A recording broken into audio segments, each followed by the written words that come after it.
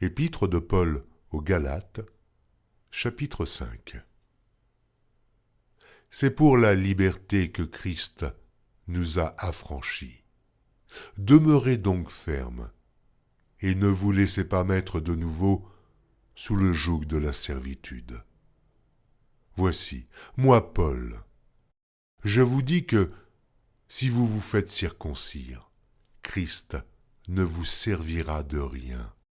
Et je proteste encore une fois à tout homme qui se fait circoncire, qu'il est tenu de pratiquer la loi tout entière.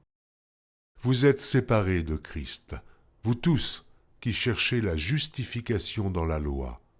Vous êtes déchus de la grâce. Pour nous, c'est de la foi que nous attendons, par l'Esprit, l'espérance de la justice. Car en Jésus-Christ, ni la circoncision, ni l'incirconcision n'a de valeur, mais la foi qui est agissante par la charité. Vous courriez bien.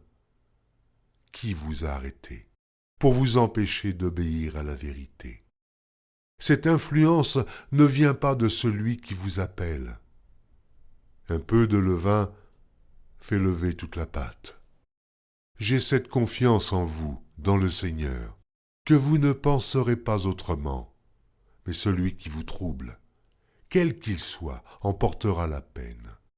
Pour moi, frère, si je prêche encore la circoncision, pourquoi suis-je encore persécuté? Le scandale de la croix a donc disparu? Puissent-ils être retranchés ceux qui mettent le trouble parmi vous? Frères, vous avez été appelés à la liberté, seulement ne faites pas de cette liberté un prétexte de vivre selon la chair, mais rendez-vous par la charité, serviteurs les uns des autres. Car toute la loi est accomplie dans une seule parole, dans celle-ci: tu aimeras ton prochain comme toi-même. Mais si vous vous mordez et vous dévorez les uns les autres, prenez garde que vous ne soyez détruits les uns par les autres.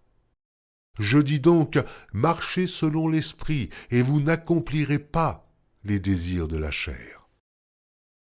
Car la chair a des désirs contraires à ceux de l'esprit, et l'esprit en a de contraires à ceux de la chair. Ils sont opposés entre eux, afin que vous ne fassiez point ce que vous voudriez.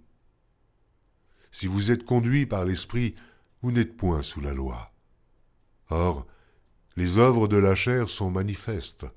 Ce sont l'impudicité, l'impureté, la dissolution, l'idolâtrie, la magie, les inimitiés, les querelles, les jalousies, les animosités, les disputes, les divisions, les sectes, l'envie, l'ivrognerie, les excès de table et les choses semblables. Je vous dis d'avance, comme je l'ai déjà dit, que ceux qui commettent de telles choses n'hériteront point le royaume de Dieu.